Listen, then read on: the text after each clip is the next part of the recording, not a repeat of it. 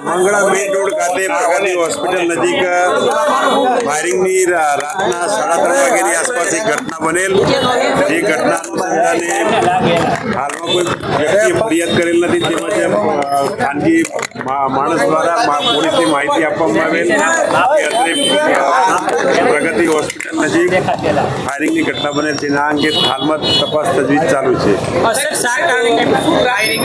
હાલમાં હજી કોઈ કારણ સામે આવ્યું નથી, એનો કોના ઉપર ફાયરિંગ કરવામાં આવે તેમજ કઈ વ્યક્તિ દ્વારા કરવામાં તે બાબતે હાલમાં કોઈ ફરિયાદ થયેલ નથી। તેમ છતાં પોલીસ આ બાબતે વધુ ઊંડાણપૂર્વક તપાસ કરવાની ચાલુ છે।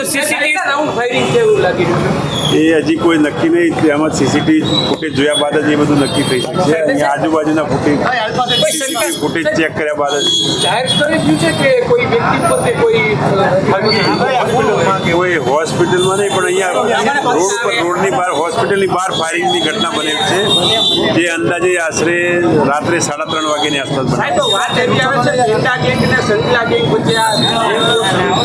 હજી એ બાબતે કોઈ ફરિયાદી આ બાબતે ફાયરિંગની કોઈ માહિતી ફરિયાદ જાહેર કરેલ નથી, જે બાબતે તપાસ તજવીજ હાથ ધરી બાદમાં કોઈ દર્દી આવ્યું હોય એના એ બાબતે કોઈ ના હજી સીસીટીવી ફૂટેજ ચેક કરવાના બાકી નથી। એ કોઈ હજી કેટલા રાઉન્ડ ને કોઈ હજી નક્કી નથી। ના કાર તો ખાલી બીજી તો કારને જોયું હોય, કાર એમાં બીજું કોઈ અકસ્માતનું નિશાન છે, કોઈ ફાયરિંગની ઘટના એ જોઈ લઈએ, એ પછી જોઈ લઈએ, હાલમાં જે મેં જોયું જ નથી।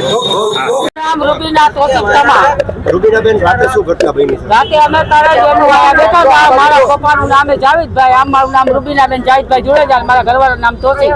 અમે રાતે અહીંયા બેઠા હતા, તળાઈ બેનું મારા ભાણેજ ને મારા ભત્રીજા મારા પપ્પાને જોવા આવ્યા હતા। અમે બેઠા હતા, આમથી ગાડી પેલા 2 વ્હીલ નીકળું, એ એમને સીધું ગયું, એની વાંહે બીજી ગાડી આવીને મારા માથે ફાયરિંગ કરતા ગયા એ લોકો। અમે તો ભાગી ગયા હતા અહીંથી।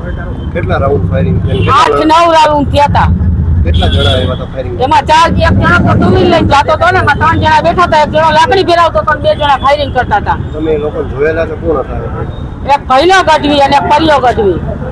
શા માટે ફાયરિંગ કર્યા તમારા છોકરાઓ? અગાઉ અમારે એ લોકો માથાકૂટ અમારા છોકરાઓને થઈ હતી, ભાઈ એવું તો નથી કે અમારા છોકરાઓને થઈ હતી કઈ ગમે અત્યારે અમારા ઘર અત્યારે મારા પપ્પા આટલા સિરિયસ છે, એ લોકો દવાખાના માટે આવે એમ તો અમે આ લોકોને કીધું હતું કે તમે બોલાવી દો પોલીસને, પણ અમારા પપ્પા જેટલા સિરિયસ હતા કે મારા પપ્પાને લઈને બીજા હોસ્પિટલે જવાનું હતું, તો અમારા ઘરમાં કોઈ છોકરા તો હતા નહીં, તો અમારા નાના છોકરા એવા હતા, આ લોકો એની માટે ફાયરિંગ કર્યા રાત્રે આવી રીતે। હોસ્પિટલ ઉપર ફાયરિંગ થયા છે? હોસ્પિટલ માટે અહીંયા કર્યા હતા, સામે ઉભા કરતા હતા ને આમી શેરીમાં એટલા કર્યા, પછી અમારા છોકરા તો ભાગી જ ગયા।